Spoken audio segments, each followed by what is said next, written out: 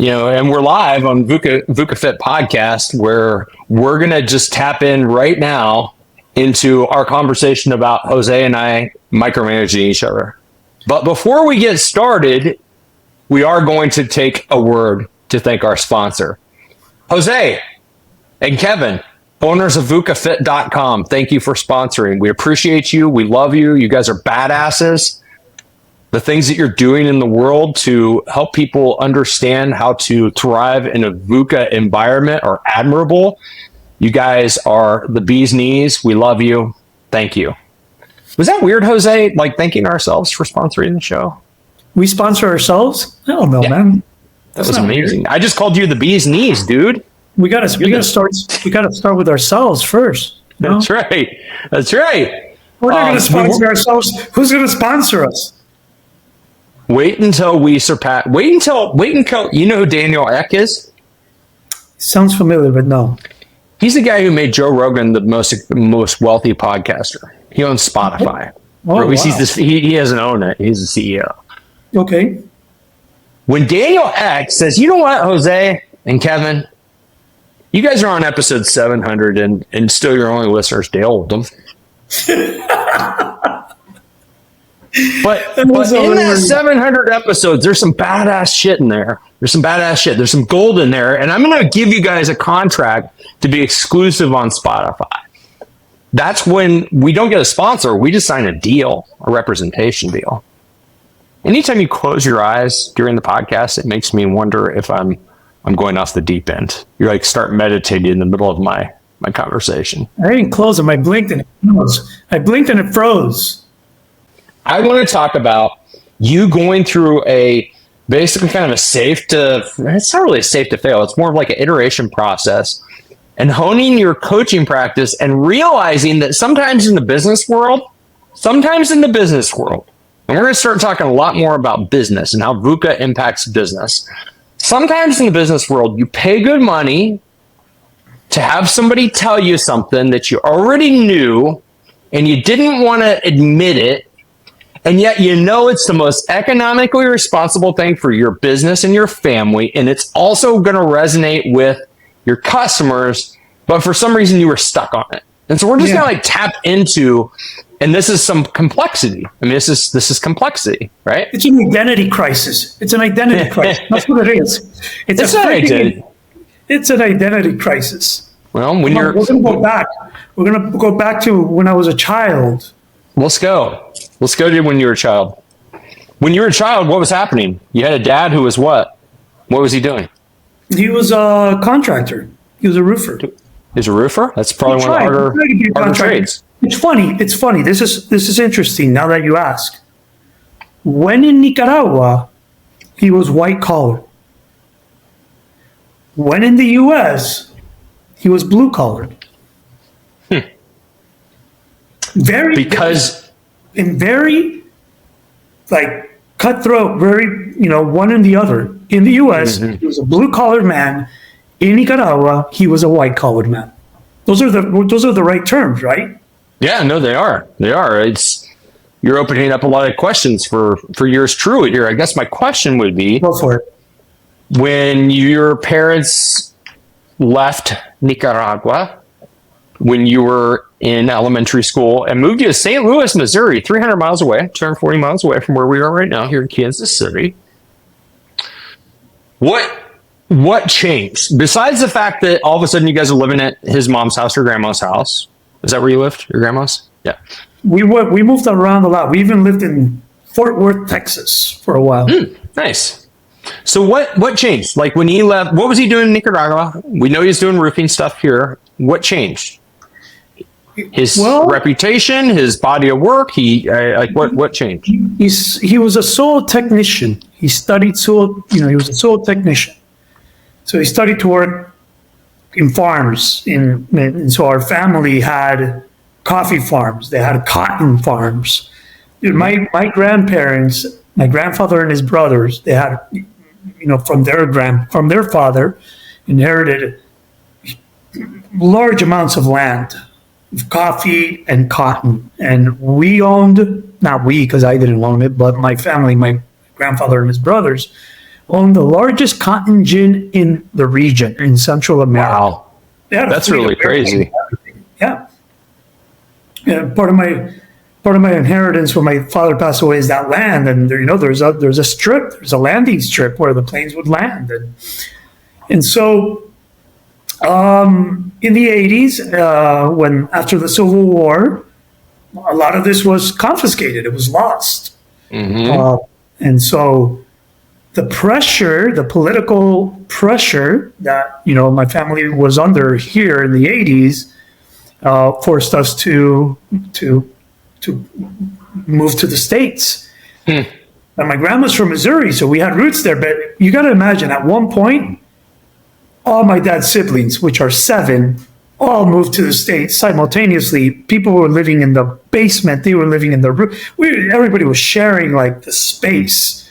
And then from that, everybody being there, everybody started to move out into their different places, like getting their own home and settling in different places. My dad went in Texas, because we moved to Texas for a moment, was a pizza delivery man and a janitor. So he went from being an executive or a CEO, working in one of these companies, managing these big companies here in Nicaragua, or co-managing them he worked really close with my grandfather's brother, who then became president of Nicaragua later on in the future. He was like his right-hand man, working with his uncle. You move to the States and you're nobody, man. Here you're somebody, over there you're nobody. It's like... That's really what it is. It was just, you got nobody, you have no reputation, you have no history of achievements here in the United States. No credibility. I'm sure you did great, but it's before the internet. We couldn't audit what you were saying. That you did. Have a good day. Do what you need to do to provide for your family. Wow. Yeah. And so then when we moved to Missouri, him and an uncle of his, who's a younger uncle from my grandmother's side, they started a contracting business. So they were going out in their trucks, in their cars with all their tools to lay shingles, I think sheetrock, paint. They were remodeling homes, remodeling basements, doing roofs, painting, hammering, whatever they could. He had a boss. His name was Stan Culo. Stan Culo. Now, culo means ass, literally, in Spanish. I haven't come across that in Duolingo yet. They haven't taught me that one yet. Basically, so he was working for Stan the Ass Man. Stan the Ass Man. So I just remember, him getting beat up every day, coming home and drinking beer, and his car was all full of tools and paint and all the stuff that they were buying at the hardware stores and going back and forth. I remember one time he showed me a check for $800, and in my mind, we were rich. Yeah. In my mind, we're like, oh, damn, we have a lot of money. Mm-hmm. Could you imagine that? Yeah, it's interesting because I never thought, that we had financial difficulties throughout my whole childhood. Parents did a good job of keeping that kind of shielded from you, the stress that they were probably feeling. Well, yes and no.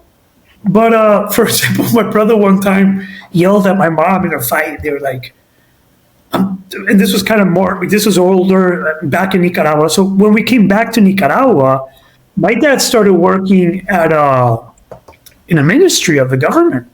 He was for the Ministry of Agriculture. His lifetime friend was the minister, and he had him as one of his secretaries in the Ministry of Agriculture. That's cool. Yeah. So it was a big difference between, migrating to the U.S. and in Nicaragua. But he aspired to build the contracting business into into an entrepreneurship. Him and his uncle aspired to that. We've talked about contracting quite a bit, and I know that you've done a lot of work supporting contractors. And let's just give a shout out to contractors. Let's just give a shout out to anybody who's in the home services business, because First of all, you're going in people's houses. I mean, let's just call it what it is. You're literally going into somebody's house, and you're typically not a want. You're not a want. You're a need. A lot of times you're a want, or a lot of times you're a need, not a want. So your toilet's broken, your water heater broke, your electrical something. Sometimes it's a want. A lot of times it's a need.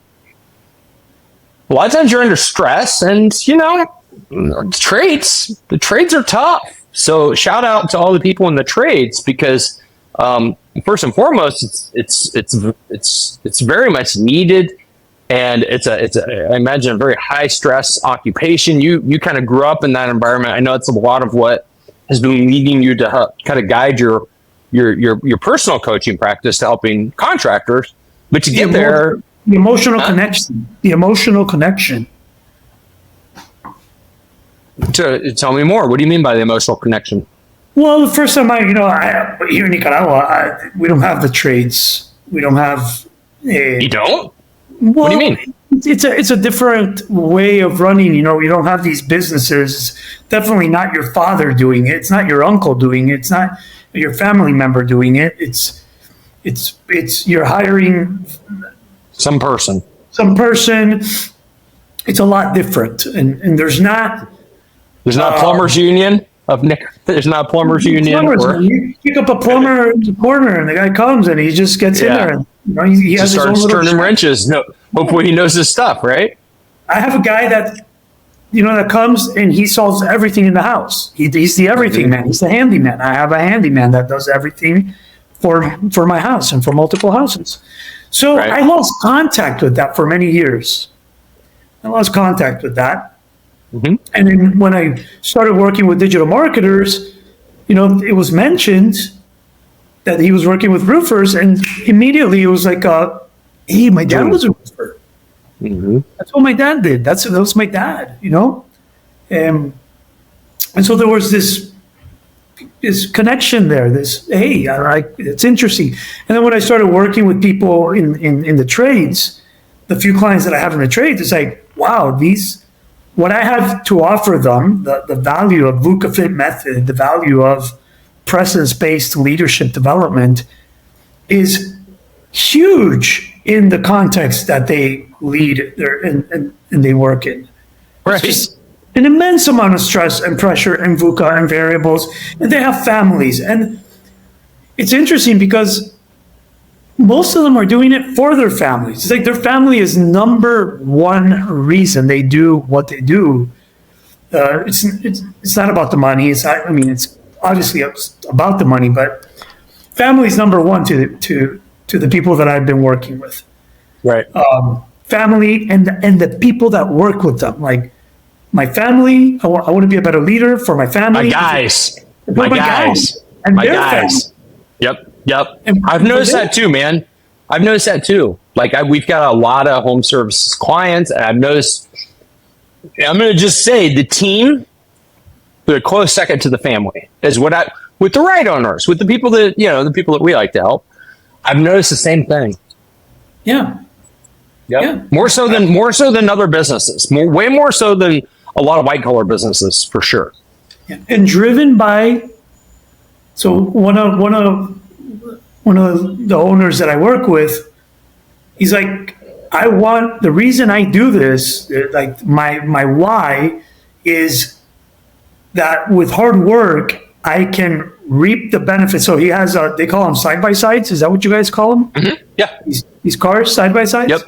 He loves going on motorcycles. He loves driving fast cars. He loves driving side-by-sides. He likes going off into the woods. He loves it. He's like, this is why I do it. And I want my guys to know that if they work hard, if they grind, if they are good at, this work, that they can have the same things. And I want them to have the same things. And that's a noble cause. That's a noble reason to do what they're doing. Oh, yeah. So when you think about the trades, right? I mean, we're kind of migrating into, a lot of your origin story, which is pretty cool. I mean, like it's kind of weird, dude. Like you and I are on similar, almost continuums of timelines. Like for folks who don't know, my mom owned a skateboard shop to fulfill an unmet need in our hometown of Topeka, Kansas, when I was in the early 80s. So I grew up not really thinking I was in a business owner's house because my dad was the primary breadwinner. He had a great job in life insurance, right? My mom just saw her son wanting to buy, and friends wanting to buy skateboards, and seeing that the only place in town that you could buy them, they were charging 50% more than what they should have cost. So she filled that need. But recently, my dad sent me a picture of their corporate records from like the 1980s, and he was getting ready to throw them away. And I'm like, no, dude, no, like that's source material for me. That's like, I need that. And so I got it.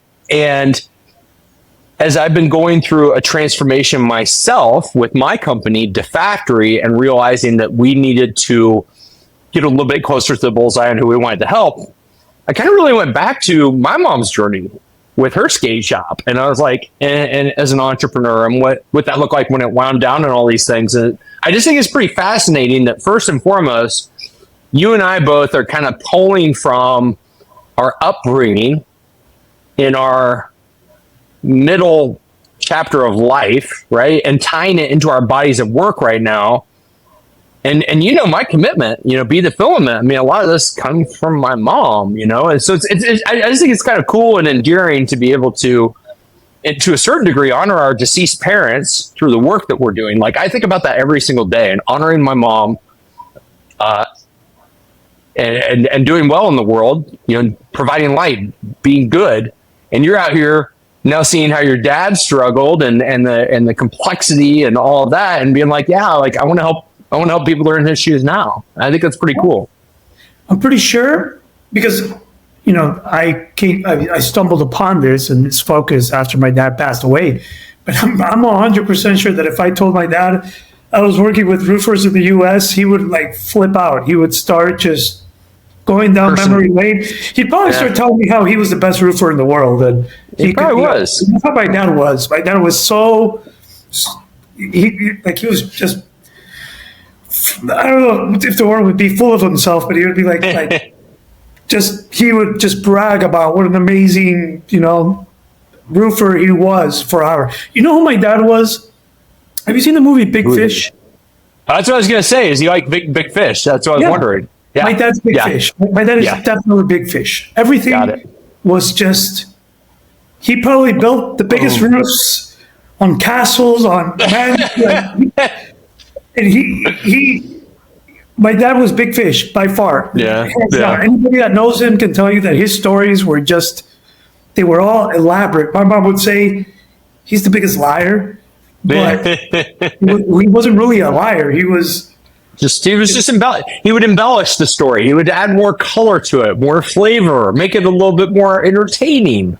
Well, my dad was the source of my connection to that blue-collar, what would the word be? But my dad would listen to Crosby, Stills, Nash and Young. He would listen to all the country singers. He would listen to Willie Nelson every day and sing. How about Waylon Jennings? Is he getting some Waylon? Is he in there on Waylon? Probably, but I hope so.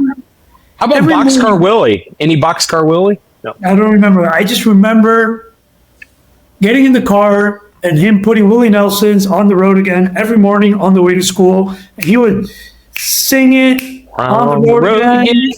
Every day. It was like, on the road again. So that's my connection to this very Americanized culture part of my family. Is my dad. And it's just fascinating to me. So going back to the beginning quickly, the identity crisis is, calling myself a business coach. What did you just say? What did you just call yourself? Whoa, hold on. Listeners, I'm going to interrupt the show. We have an emergency right now. Jose Bolaños just called himself a freaking business coach. And if you know Jose, if you've been listening, he didn't want to call himself that. He didn't believe that. What the fuck does that mean? You're a business coach. You just shocked me. Tell us more. I would even tell people I am not a business coach. I know you did. You've always told people that. What's changed, dude? Well, now I need everybody to know that I am a business coach, and I've always been a business coach. I could have told you that, In but keep denial. going. I was a business coach in denial. Huh? But I work with business leaders, and I support business leaders in growing their projects and their companies and their businesses, and managing complex challenges and developing their leadership, leveling up their leadership. And I don't want them to sacrifice the fulfillment in their lives and the happiness in their lives while they're doing this. That's bottom line. That's what it's all about, right? Yeah. So there it is. I said it. Don't tell anybody. When Dale's listening. Well, I got to tell everybody because that's the marketing. That's the marketing lingo that I'm being challenged to adopt.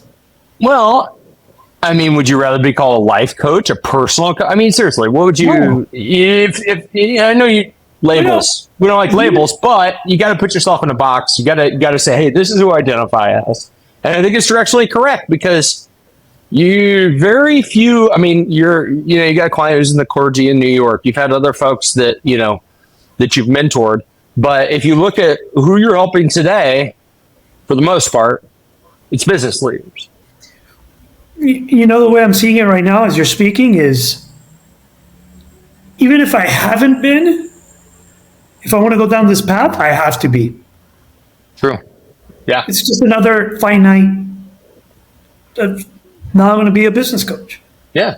You've always been a business coach. Now you got to call yourself a business coach.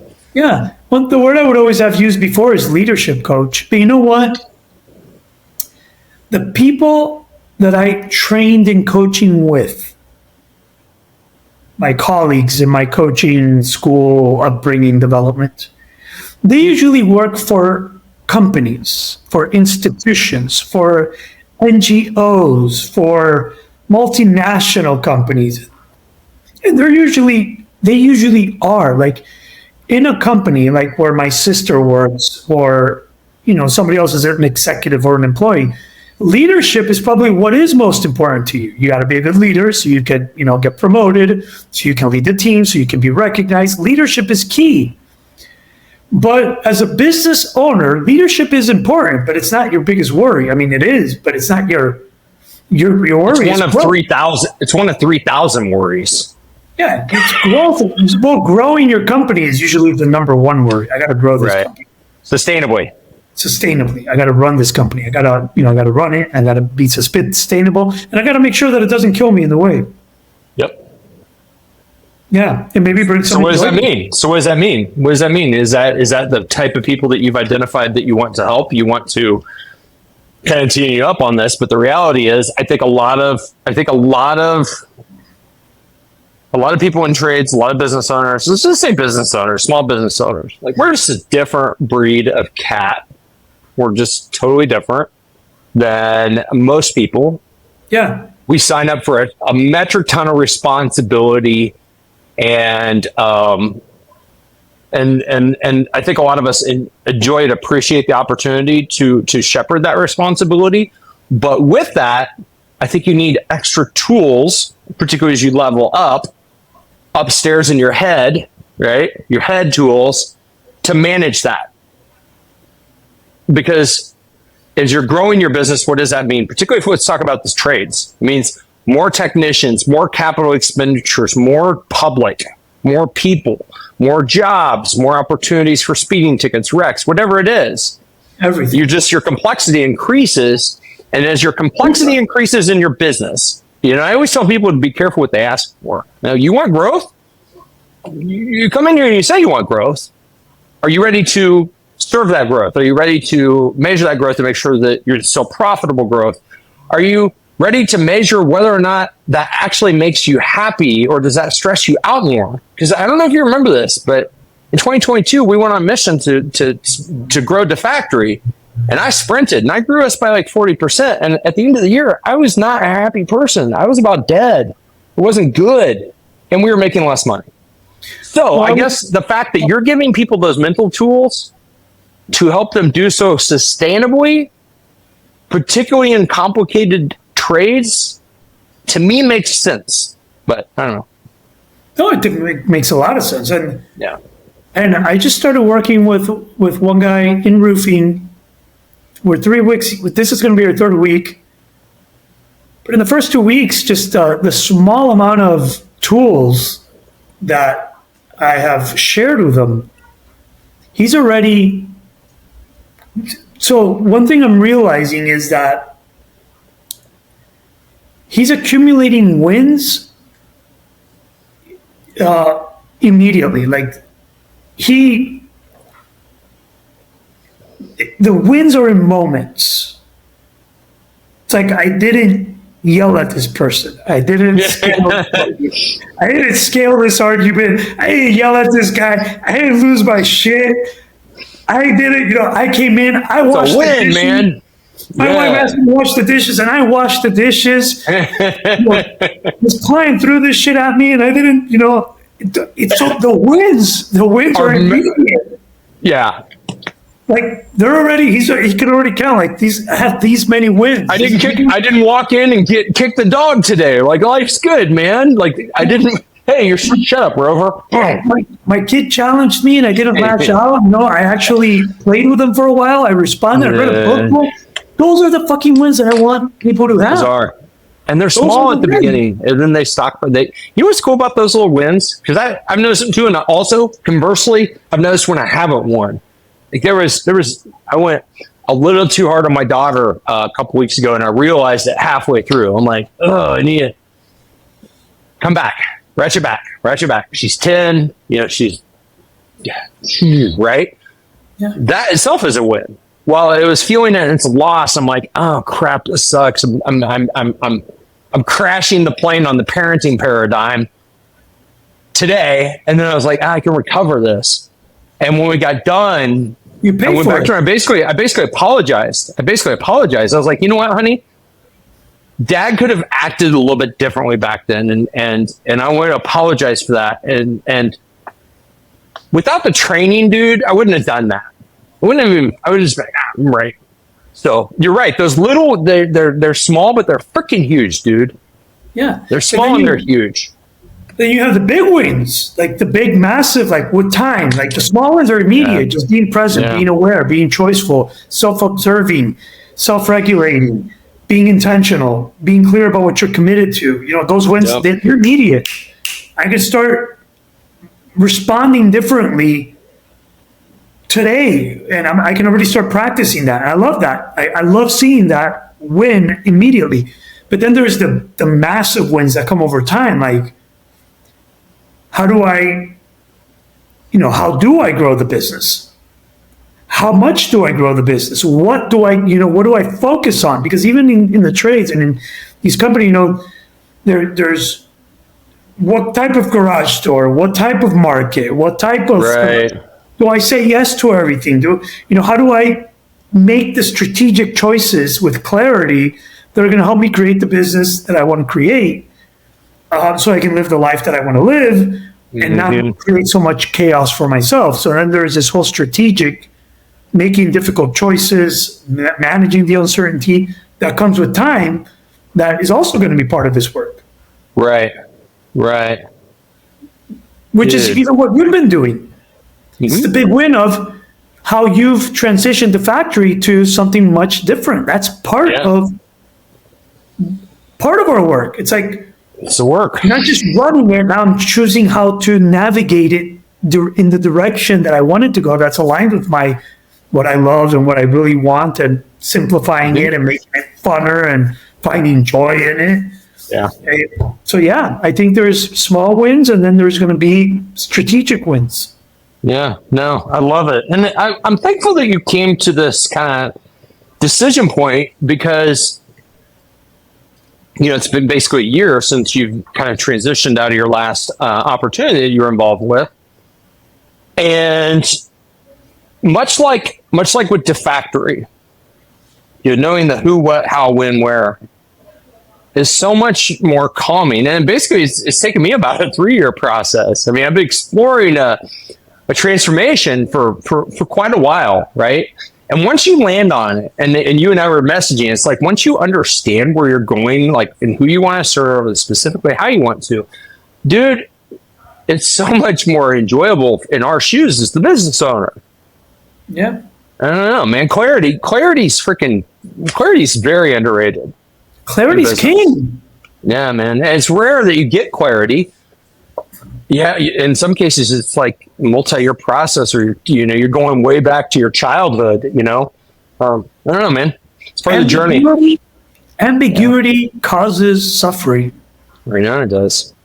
Even for me, the more clear I become, the more clear. Well, don't even ask me about my Spanish audience. We'll talk about that one later. But I'm making some changes there too.